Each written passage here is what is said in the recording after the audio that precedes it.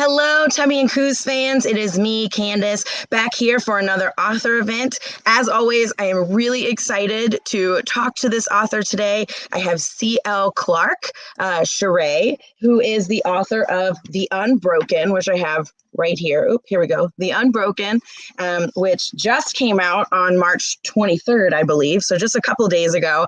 It's a brand new book, and it is really very good. I'm so excited because I'm like 10 pages from the end, and I've been like desperately reading this book, trying to finish it for the past 2 days, and I'm like so close.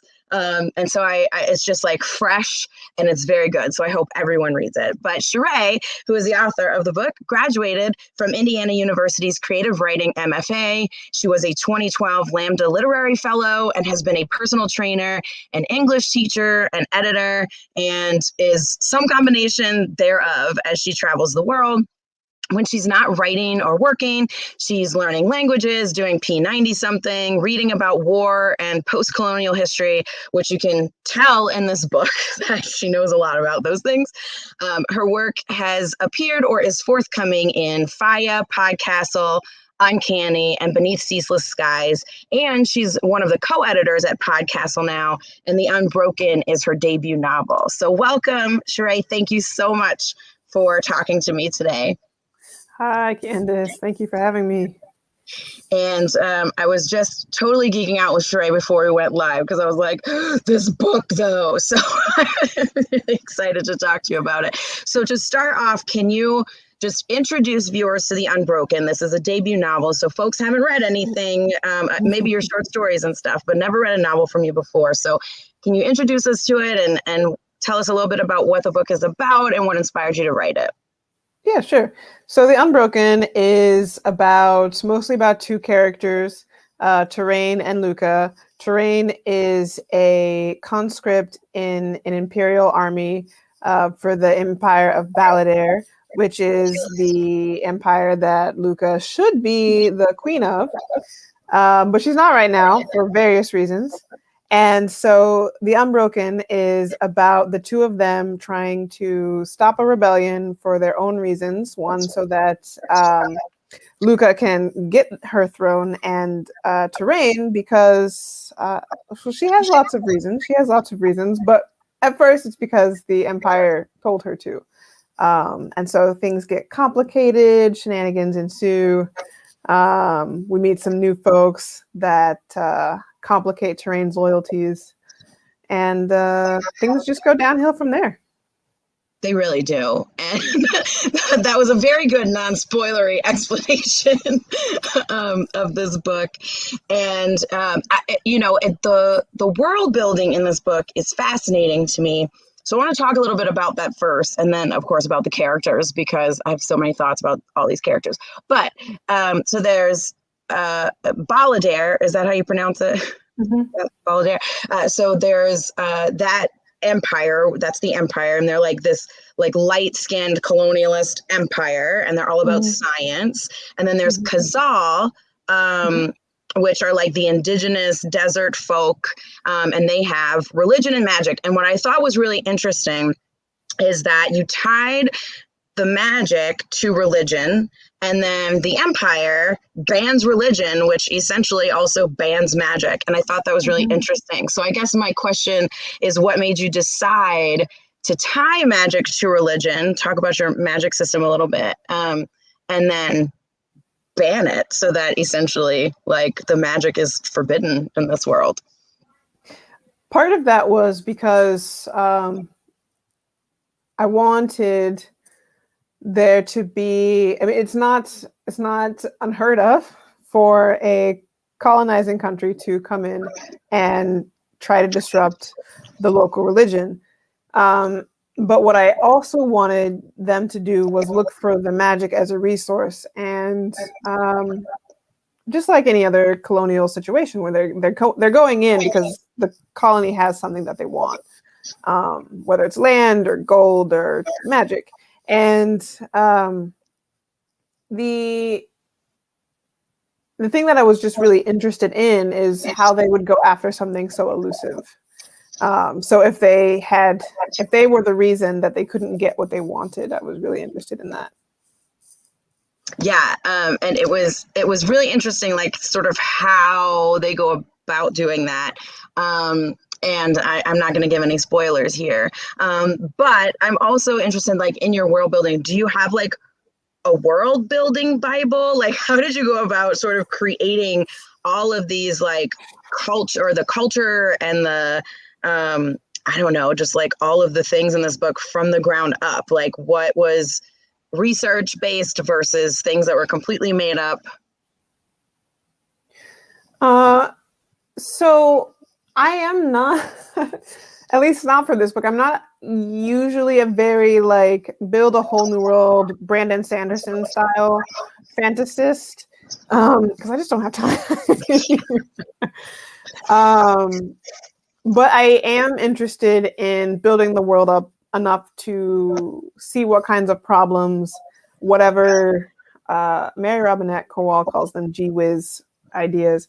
And so seeing what kinds of problems the gee whiz idea I have. So in this case, the colony actually was the gee whiz idea. Like, what would it look like to tell a fantasy story, but from the other, like with the positions reversed? The heroes are the ones that the stereotypical hero who goes in quest to find the magic object is actually the bad guy in this case. And so that was the gee whiz idea that I was working with. And so I only really world built enough to figure out the conflicts. And so at one point that did actually kind of bite me in the butt. I realized that I was stuck. And so I couldn't figure out why. It was in like between drafts 2 and 3 or 3 and 4, I don't know. And I realized that I just needed to sit down and figure out some of the history and the politics of the world, because some I had jotted down as I needed to while I was writing in the flow of things. But I didn't know enough about the other countries in the old Shaolin Empire. So like the other colonies, I didn't know enough about anybody else who might just be in that region. Like you mentioned Niwai. So I didn't know enough about their people. But then as I figured out, oh, okay, well, these are the different countries and their relationships with each other. And this is the history that led to that. I was also able to think of conflicts between them that actually it's not paying off as much in the first book as it is right now in the second book, as I'm trying to figure out what I'm doing there. So stay tuned. Awesome. But yeah, so it's definitely like a very I write the world as I walk over it kind of thing. Which is like so fascinating to me, because it's like, oh man, like, I don't know, I just picture authors, especially in something like this is not a small book, right? This book is what, like 500-ish pages. And so like just in this world seems so big to me, even though we're just focusing on this part of it. And I think, you did that really well in making the world, we're focused on this part of the world, but like as a reader, that the world is so much bigger than what's happening right now here. And you did a really good job with that. And so it's like, well, like clearly you have to know what else is out there in order to do that. But like, maybe you don't. I know. Okay. So I do know enough because I had to figure it out because I was stuck way back in the process. I don't know if more things will come up, if I'll have to figure out more things while I'm writing book 2. I'll be really honest. I mean, I probably need to figure out what a little bit of magic system stuff is, but why not? Yeah, and let's talk about the characters a little bit, because Terrain and Luca are the two main characters in the book. The book is told from their points of view, and they are so frustrating. Sure, like both of them. It's just like there are points in this when you just want to be like, "Da!" Like both of you are so frustrating. But it's because they're such good characters, and both of them are just trying to do the right thing, right? It's like they're what they think is the right thing for whatever it is they're trying to do, which changes throughout the novel. But it's like they're not bad people. They're just trying to do what they think is right. And so, like, I don't know what my question is here, but probably just where did these characters sort of come from, and what was your process for developing them? Because they're so well developed. I think some of it was subconscious. Like, I've got a really big thing for the bodyguard royal trope, and I also knew that I wanted the relationship to be, I wanted them to be on opposite sides. I don't know if when I started, I was thinking, oh, enemies to, I don't know. But it certainly, as I realized more of the story I was telling, I knew it was going to have to be something like that. I actually was just looking through a notebook trying to find something else, and I found this little scribbled note I had made that said, Luca is the villain. And I was like, oh, I feel like this was really late for me to have this revelation. But,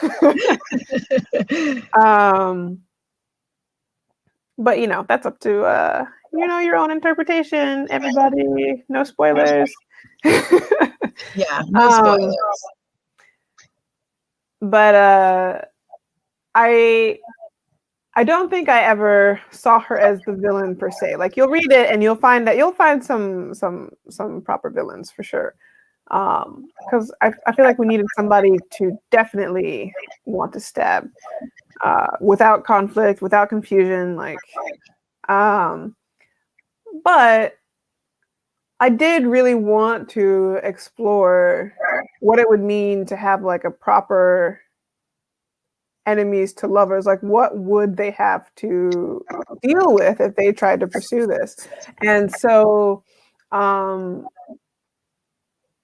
remains to be seen, I think, in the long term, what the repercussions are of this relationship, who's going to grow, who's going to change, in one way or another. And I'm not entirely sure I even know, really. But I mean, I think it's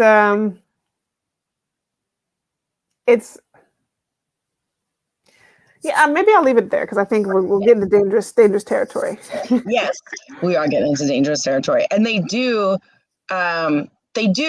grow and change in ways throughout the course of this novel. Terrain grows a lot. Like, Terrain changes so much from the beginning of this book to the end of this book, like so much. And Luca changes too, but I feel like not quite as much as Terrain, but that's okay, because it's like you can see like what's happening, and like that there's more to it, and there are definitely villains in this book for sure. And that's so, like, bringing me to that, I think that this book is like a masterclass in how to do secondary characters. Like, your secondary characters are so good and so well rounded. And it's like, I know these people, right?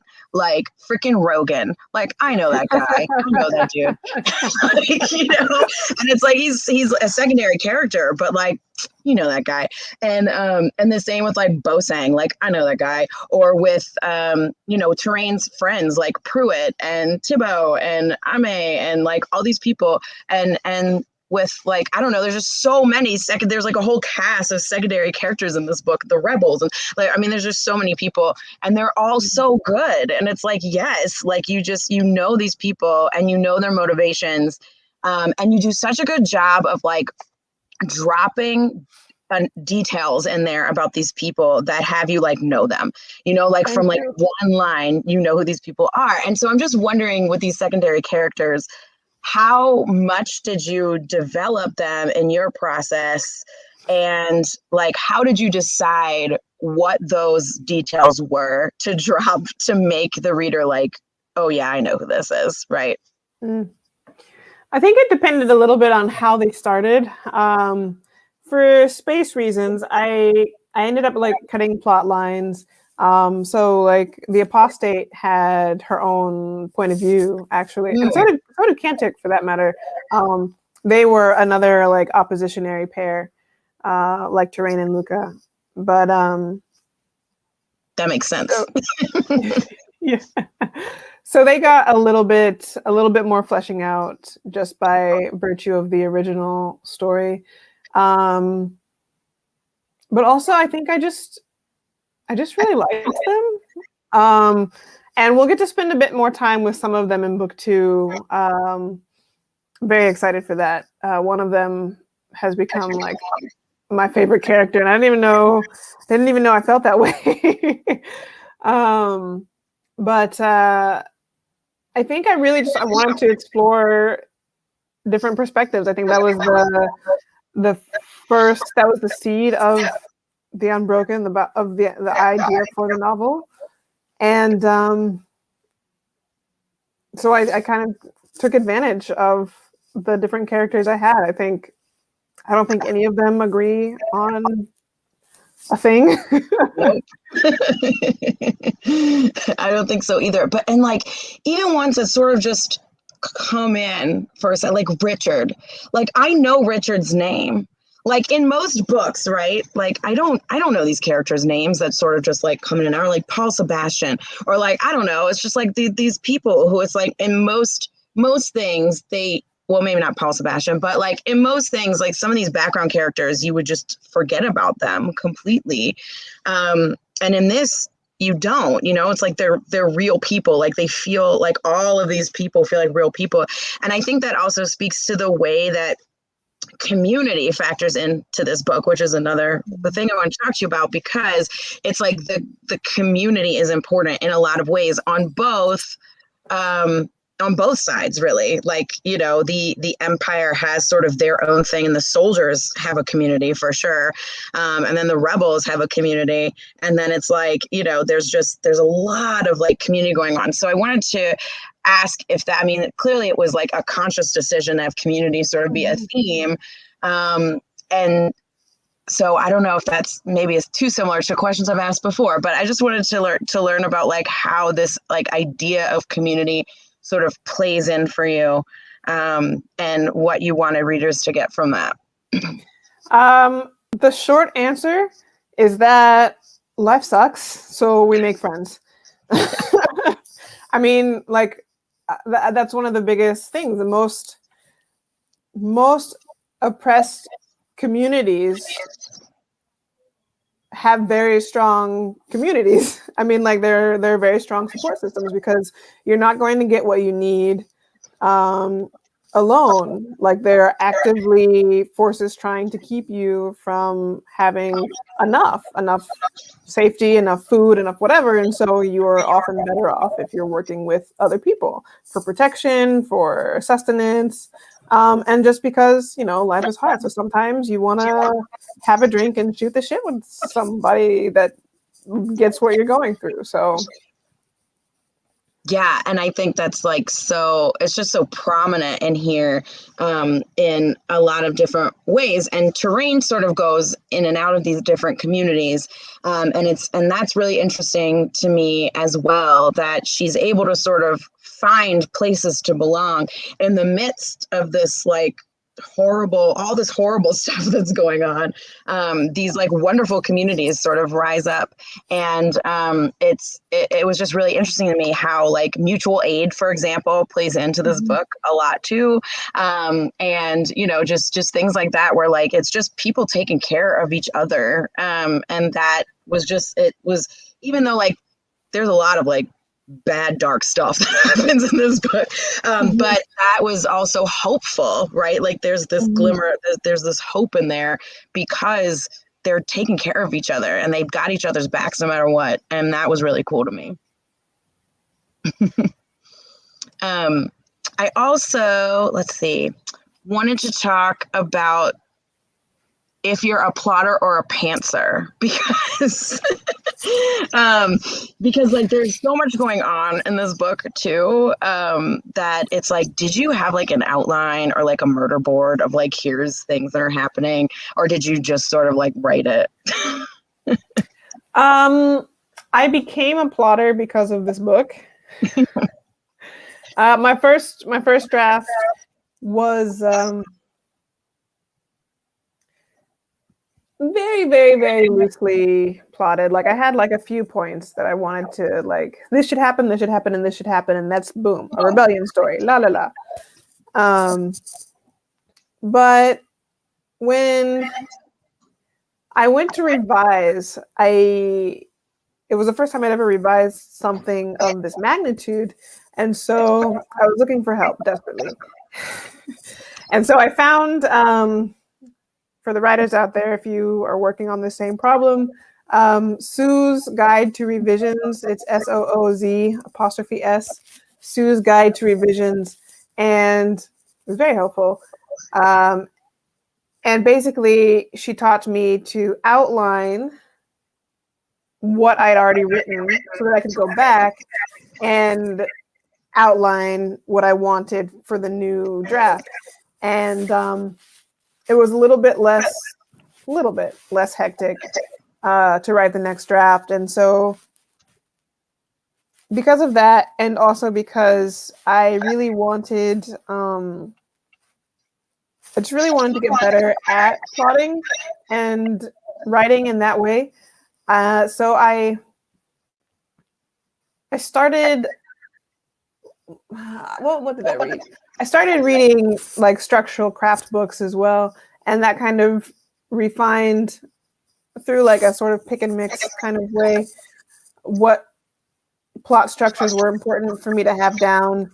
And so I think I ended up settling on some sort of hybrid thing where it's like I get the 7 mainish points like for 4 quarters, like the big act shifts to make 4 quarters, and then kind of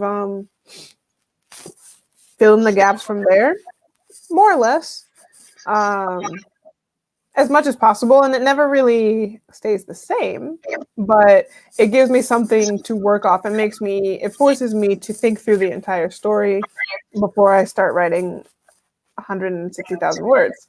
So Yeah, I was just wondering if you used like a plot beat sheet or something, because it almost feels like a script, right? Like it's very cinematic and you can like see these things happening.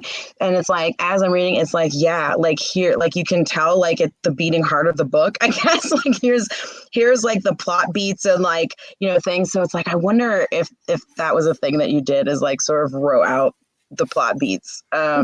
Because it's organic, it's very organic, but also it's got a good rhythm to it. I think it's got a good pace to it. So that's why I asked. I'm like, I wonder if you like planned that out or if you just wrote that. Like you're clearly just a good writer. That's all. Oh, thank you. But yeah, I also think the book changes a lot from beginning to end. Like at the beginning of this book, you sort of think you know the story because it is the story of this soldier who, is like loyal to the empire to a fault almost. And, there's the military life and there's all these things that you sort of set up. And so like for the first third of the book, it's like, oh yeah, this is going to be the story. Okay, there's political intrigue, but then it's like, oh, this isn't what this book is about at all. And I'm not going to like spoil it. But it does like sort of change a little bit into the book. And it's not like plot twist or anything. It's not like a crazy, like, oh, this is completely different. And it's not anything like that, but it does change. And so I'm just wondering about that as well. Like, was it something to where, did you know that change was going to happen? Or was it something you sort of just discovered through the writing? I think maybe I discovered it through the writing, maybe not even in like one single draft, but over the course of the drafts. Because like I mentioned, even like with the first draft, it was a very different Luca, even, and so that meant the ending was a little bit different, and the relationships were a bit different. And there's one character that didn't even exist until the very last draft before I like got an agent and submitted it and stuff. And Oh, I want to know who that is. If it's spoilery, you can tell me later. But we'll have to talk later. Then we'll have to talk okay, later. I'm curious. Yeah. But even having that character changed the tone dramatically, especially for the second half, the latter half of the book.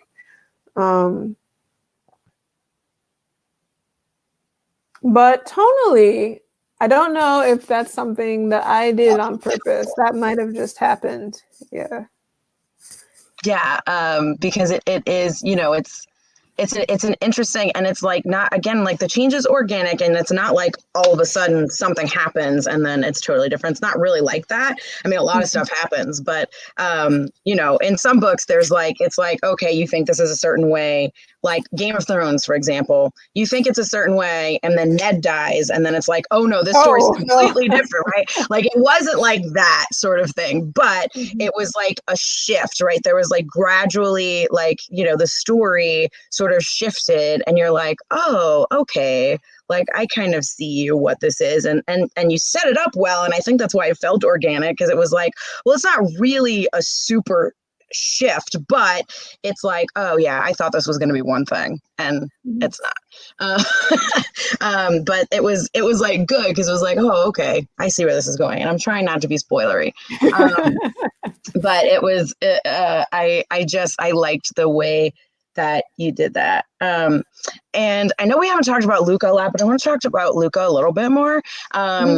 Because Luca, is the person who wants to be the queen of this empire. And so in a lot of ways, she is a villain because she represents the empire. But she's a very complicated villain. And I loved that about her, because, as you sort of get to know Luca, she's not like super evil. Like, there are people in this book that are just evil and want to do evil things just because. Like, Luca always has reasons for doing things that you sort of understand, as a reader. And so I thought that was good. And you don't see these sort of complicated villain women characters in anything, and Luca is disabled, and she's still super badass in so many ways, and I was just like, she's just such a good character, even though she represents the empire, and you're like, of course, like, not on the empire side, but it's like she's just such a good, complicated character.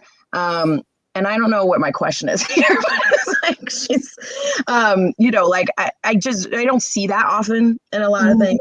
Women just aren't, they're either like super evil and they only ever want whatever. And I mean, she does want power, but also she wants happiness, and she sort of struggles between the two a lot. So I don't know, I guess, like, where did all that come from? I mean, like, the fact that it just came out of your head is just mind blowing to me. Well, I think it's, I mean, if we want real talk, then it comes from the world. Like, there are many, many, many, many, many, many, many people who are very complicit in these systems. They may not be actively murdering people, or like,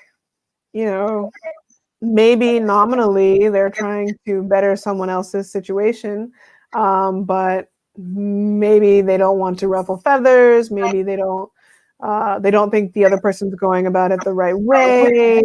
The tone is wrong. You can't help this many people. You have to start small.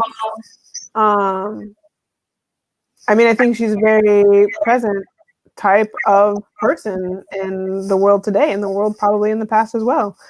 And so that's something that I really wanted to explore, was that sort of, I don't want to say passive villainy, but not the same, not necessarily like physical violent villainy. Though that was also something I wanted to explore with all of the characters. One of the things that sparked the Unbroken was a desire to explore violent women specifically. And so I think you'll find that all of the women in the book are violent in some way or another, regardless of their initial intent. And I just wanted to see, like, what happened if women were allowed to be unapologetically violent in reaching their aim, or just casually, depending on the person. But yeah, so that's where she came from. Yeah, it's awesome. And she totally is like the epitome of a white lady, right? Like that's, I mean, she really is. It's like, oh yeah, this is like every white woman. Um and so that's what it made her, like it's like, oh yeah, like I recognize, like you can super recognize the analogs, right? You can definitely recognize like, oh yeah, I know people like this, right? I know I've been like that, right? Like I know people like Terrain too. And so it's like just being able to recognize those people. And it really is. And, the fact that she struggles with it too, I thought was good, because it's like she knows that like certain things aren't good, but like she struggles with like what she really wants, and what is good for the empire, right? With like how do I get that and also not be a total asshole?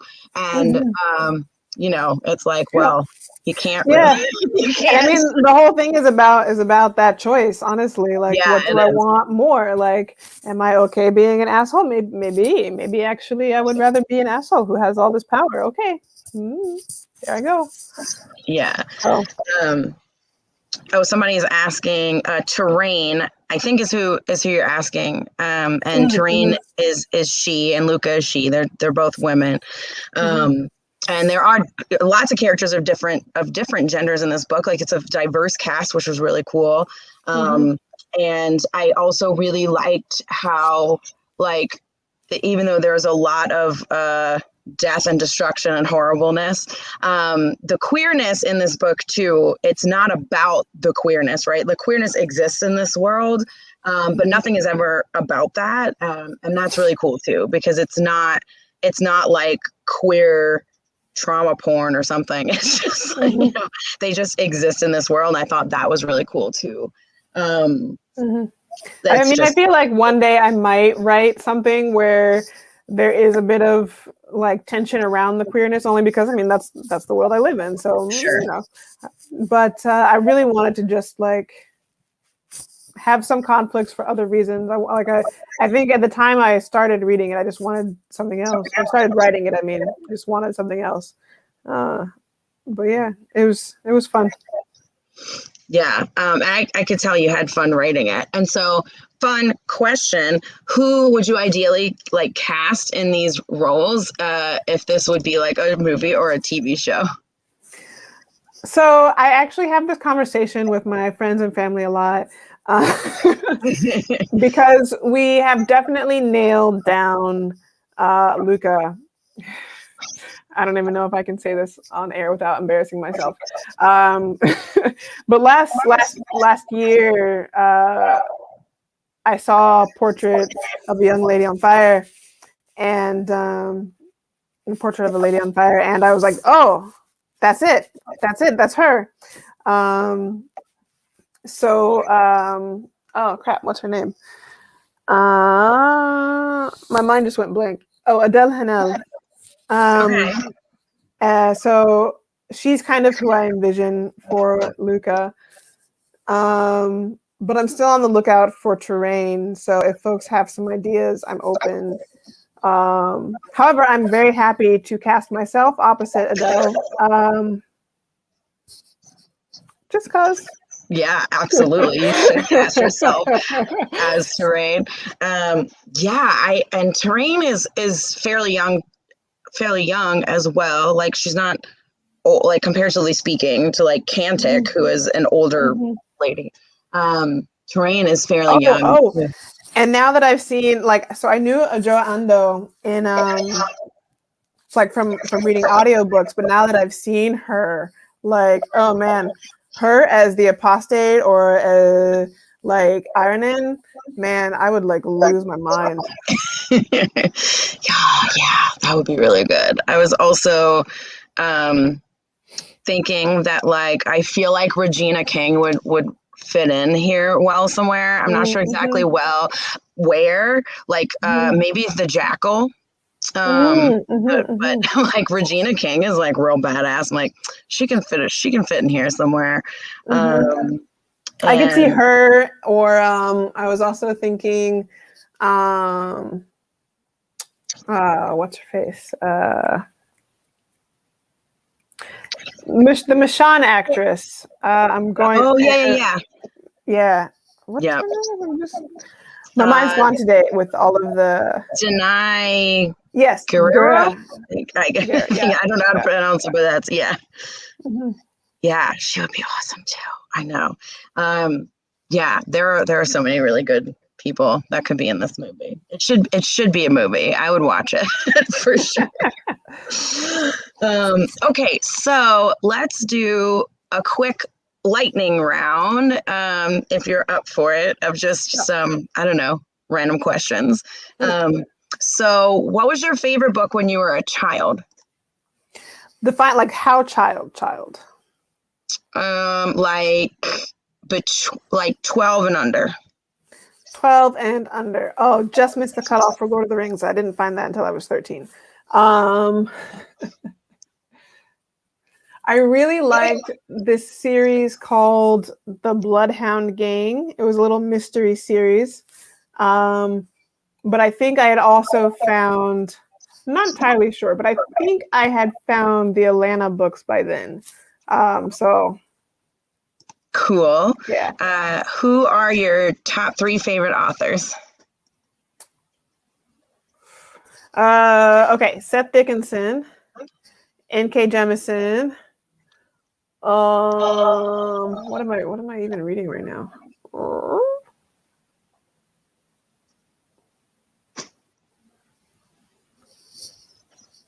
It's okay. I'm reading Desolation Called Peace, so we'll go with Arkady Martin. There we go. 1, 2, 3. I love N.K. Jemisin too. Definitely also in my top 3.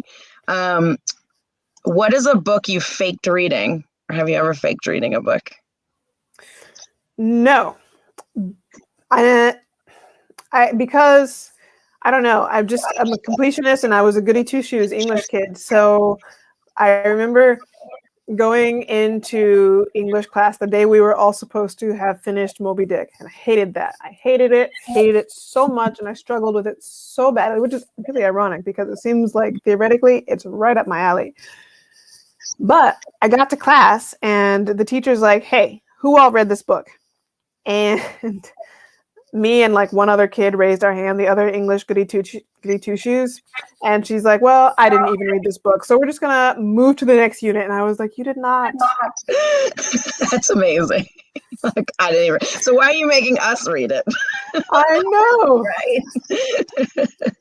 Oh my gosh. So what is a book you're an evangelist for?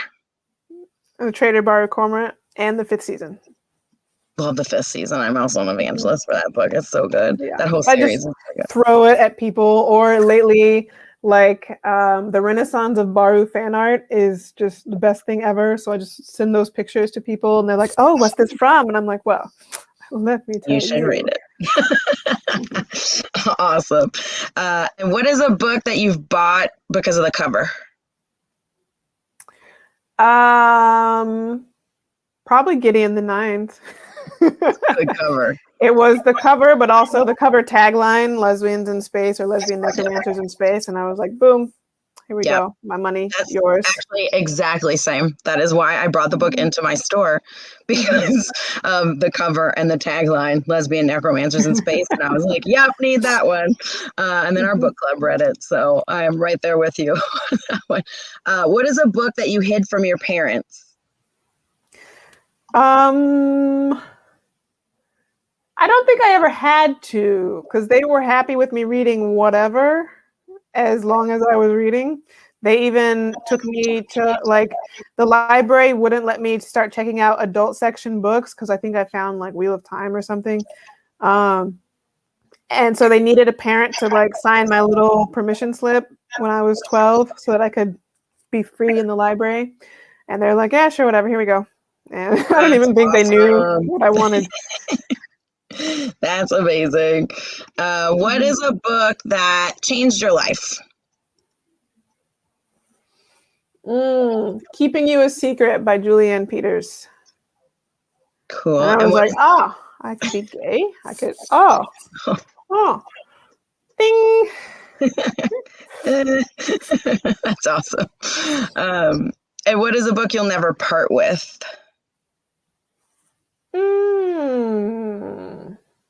I'm looking around like I have books in here, but I just have a bunch of copies of my book, which I would gladly part with. Like, everybody take it, please.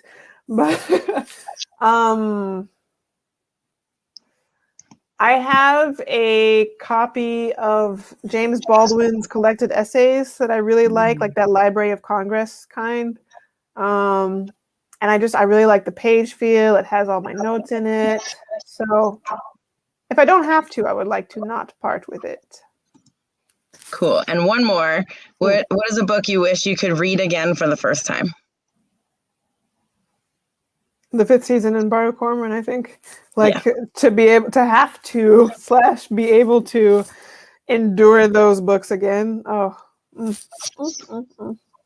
know. And like the 5th season to me, not as someone who just reads a lot and just consumes a lot of things all the time, there's not much that surprises me anymore when I'm reading things. So if an author is able to surprise me in any way, I'm like, whoa. And N.K. Jemisin can do it. The 5th season did it. When a lot of so brilliant. It's so good. It's so good. Okay, so we do have a couple of questions from the audience over here as well. I really like this one. Which character grew and evolved the most during your revisions? The one character I can't tell you about, sort of. So I will say, actually, the Jackal was conceived very differently. The Jackal was not the Jackal at first. And so that character grew quite a lot. Because at first I didn't know what I was doing with them until a later change. I don't even know when the statute of limitations is up. But she used to be just this little, like, this scrappy, annoying kind of young man character, and I was like, no, let's swap this. I think he was supposed to be Terrain's brother, and then I was like, nah, this isn't working. Let's make him an older woman instead. And I was like, oh wow, everything just sort of click from there. And but it was just really I don't know, having so many,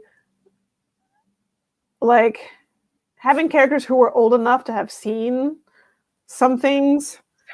I don't know. It felt like I could add a bit more depth to the conflict, to the story. So we can go with that. She changed the most, I think. Love these older women characters too, because that's another thing that like you don't see is like older women like doing things and being super badass, and they exist all over the place in this book. It's very good. Let's see. What was your favorite and least favorite aspect of the book to write? My favorite part, I think, is probably most of the character interactions, the like quieter, like one-on-one conversation type things. I liked action, and I liked the political maneuvering and things, but I like them more after I've already written them. The process of writing them is much more difficult because it involved a bit more puzzle making than just having two characters emote at each other. Yeah, the interactions are good in this book too, and like the relationship building just generally between different kinds of characters and different pairings and stuff was really good. And let's see, what are you reading now? Like, do you have, besides the ones that you said, the 5th season, the Cormorant, do you have any like recommendations for us? So right now I am reading very slowly because I'm also reading a lot of like slush for short fiction. So it's taking up most of my brain. But I'm reading a Desolation Called Peace. If you guys are interested in more colonial stuff, anti-colonial stuff, that duology is amazing. It's very much. I actually didn't read it until after I'd already turned in book one because I just wanted to wait. And I like to think that we're very much in the same conversation. And so I'm reading book two now. It just came out a little bit before the Unbroken. So I highly recommend you guys go grab those two. And I am listening to Witch's Heart by Genevieve Gornichek, which is also very good. I can tell it's going to be another emotional heavy hitter type story. But I'm really enjoying it so far. I've been playing Assassin's Creed Valhalla, so having extra little like side filler for lore and mythology is really interesting. Cool. I just finished the audiobook for The House in the Cerulean Sea. Oh, I love that. Clune. Oh my gosh. So it was like a hug in book form. It really was. It was like so good. I was like crying happy tears at the end, trying to wash the dishes. Just like, my dad's like, "What is wrong with you?" I'm like, "It's okay. It's good. It's good." I know it makes you laugh, it makes you cry. And the reader for the audiobook is very good. He does all the voices and stuff. It's very good. All the kids' voices, like I absolutely loved it. I could see how some people might think that it's a little too saccharine for them, but I love that kind of stuff. So I think you need a little bit of both. I mean, like I was on a chat with David over at FanFi Addict, and we were talking about books as shots and chasers. And I think like, you get like Baru Cormorant and then you chase it down with House by the Cerulean Sea, and like, because you need a little bit of each, I agree. And that's how I felt. Like it was really good listening to that while I was reading your book, because I was listening to House of the Cerulean Sea reading it. So it's like if stuff got too intense in your book, I was like, I'm gonna go listen to Cerulean Sea for a minute. And it was like the perfect sort of like pairing, like you're saying, like, okay, let me go like eat some candy real quick before I like sit down with this steak. It was awesome. The pairing was really good. And what's next for you? I know you said you're working on the second book now. Mm-hmm.